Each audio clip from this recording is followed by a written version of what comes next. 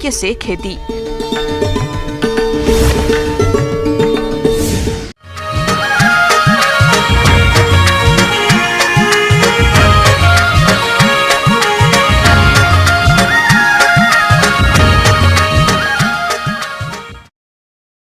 हमारे जिन किसान भाइयों ने सरसों की देरी से बुआई की है, उनकी फसल अभी फूल और फली बनने की अवस्था पर है।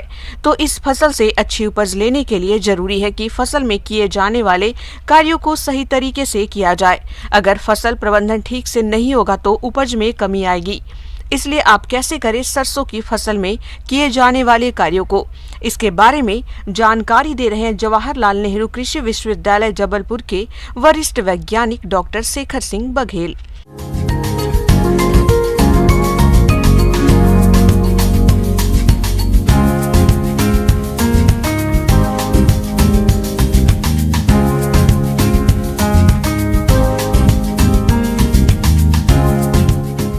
किसान भाइयों नमस्कार। आप देख रहे हैं कि सरसों की फसल जो है वो विशेष रूप से हमारे किसान भाई उगाते हैं।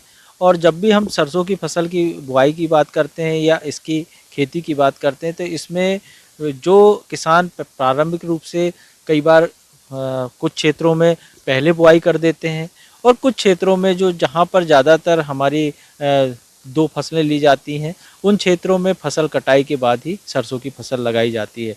पानी की सिंचाई की बात आती है तो आपको देखना है कि खेत में बढ़वार की स्थिति में कभी भी पानी की कमी खेत में नहीं होनी चाहिए। नमी हमेशा खेत में बनी हो और पौधों की बढ़वार न रुके, तो हमेशा हल्का पानी एक सरसों की फसल में देना चाहिए ताकि पौधों की बढ़वार अच्छी हो और कहीं किसी प्रकार से पानी का भराव ना हो, क्योंकि सरसों की फसल के गिरने की समस्या या इसके जो पौधे हैं उनको जड़ में समस्याएं आ जाती हैं। तो ऐसे में हमको पानी की सिंचाई एक हल्की सिंचाई करते रहें और देखते रहें कि कभी भी नमी की समस्या ना हो। किसान भाइयों, किसी भी फसल से अधिक उत्पादन प्राप्त करने के लिए फसल को कीट और रोगों के प्रकोप से बचाना जरूरी होता है। इस बात को ध्यान में रखते हुए सरसों की फसल में इस समय आने वाले कीट और रोगों की पहचान करके जल्द से जल्द नियंत्रण करें। तीसरी बात आती है कि इस वक्त जो हमारी सबसे ज़्यादा समस्या आ रही है जो सरसों की फसल में, वो है माहू की। जो माहू है आप देखे होंगे कि ये रस चूसक कीट होते हैं और पूरे हमारे सरसों के पौधे में तना हो, चाहे उसकी शाखाएं हो, उसकी पत्तियां हो, फूल हो, ये एक ऐसी समस्या है कि अगर माहू आपके खेत में लग गया तो पूरे पौधे को ही ये अपने आगोश में ले लेता है।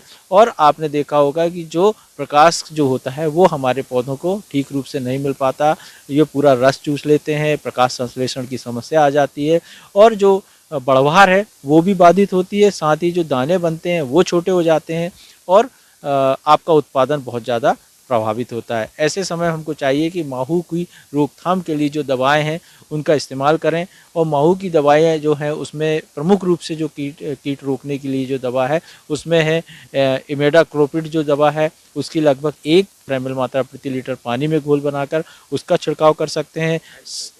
इसके अलावा हम देखते हैं कि कीटनाशक में थायोमेथाक्साम जो दवा है उसकी भी लगभग 1 ग्राम मात्रा प्रति लीटर पानी में घोल बनाकर आपको खेत में छिड़काव करना है, तो जो माहू की समस्या है उससे निजात मिलेगी।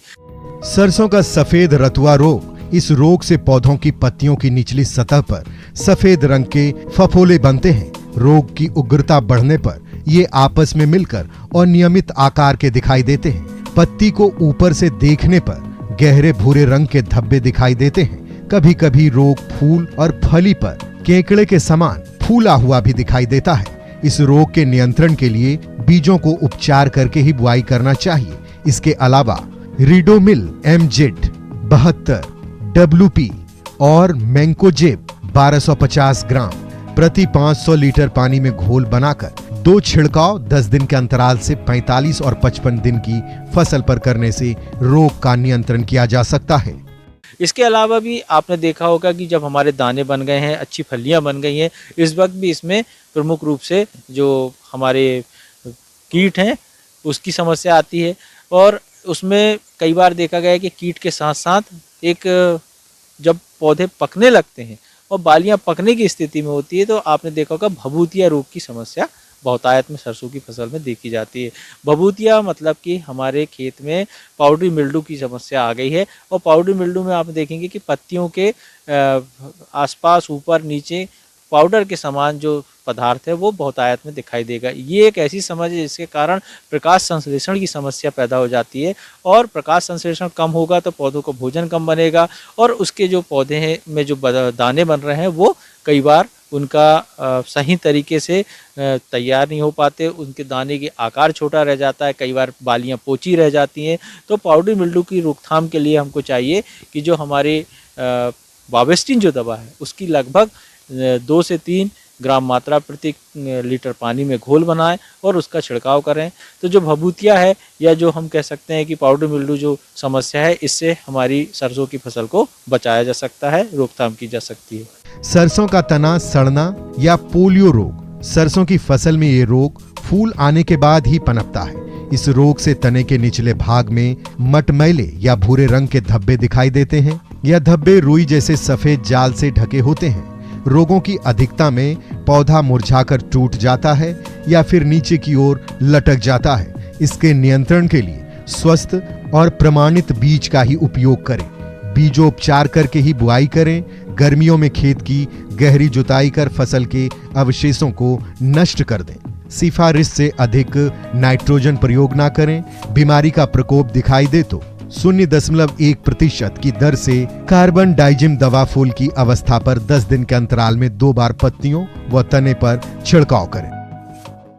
तो इस बात को ध्यान रखते हुए रोगिंग जरूर करें। रोगिंग करने से आपकी बीज की गुणवत्ता बनी रहेगी और अच्छा बीजोत्पादन आप प्राप्त कर पाएंगे। तो ये कुछ समसामयिक बातें हमारे सरसों के उत्पादक किसानों के लिए थी। अगर आप इनका ध्यान रखते हैं तो निश्चित रूप से आप अच्छा उत्पादन प्राप्त कर सकेंगे। किसान भाइयों, अब लेते हैं एक छोटा सा ब्रेक।